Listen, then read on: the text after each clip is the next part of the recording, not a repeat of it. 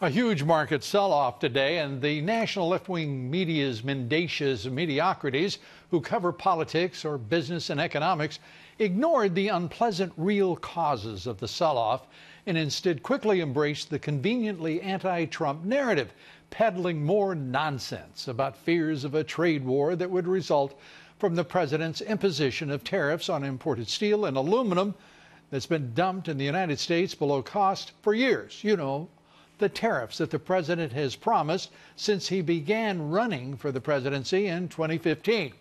The know-nothings of the national left-wing media are incapable of understanding that the United States has been the designated global victim of global trade wars for decades. Again, were it not for President Trump, we would remain the perpetual victim, transferring our wealth to the world as we've done for decades, and our squandering of American riches would go on until the last bite was ripped from our carcass. So what were markets and investors reacting to? Certainly the Fed's poorly reasoned decision to raise interest rates weighed on the markets. Where is the inflation? Why act now? And why, when the result is to raise the cost of debt at even the Fed itself, not a brilliant stroke by the new Fed chair, nor was it in any way a responsible act. But look to Capitol Hill for the principal cause of the day's big sell-off. The House passing that massive $1.3 trillion spending bill. Rhinos Ryan and McConnell giving House members a whole 17 hours to read the 2,000-page bill. None did, I'm sure. Ryan and McConnell huddled with two Dem leaders by the name of Schumer and Pelosi.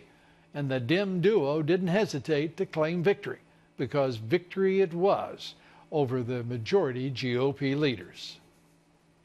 In a certain sense, we're able to accomplish more in the minority than we were when we had the presidency or even were in the majority. Well, I think one of the reasons they rushed it through, they didn't want their Republican colleagues to see just exactly what was in the bill.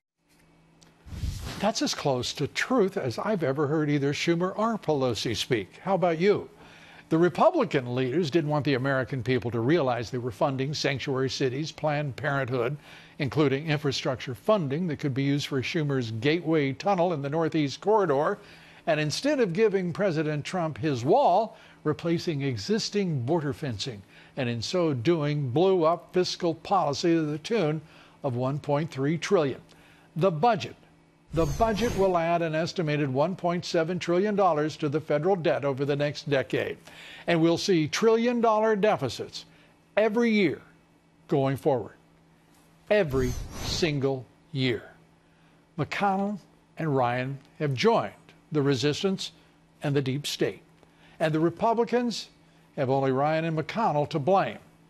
And, of course, themselves.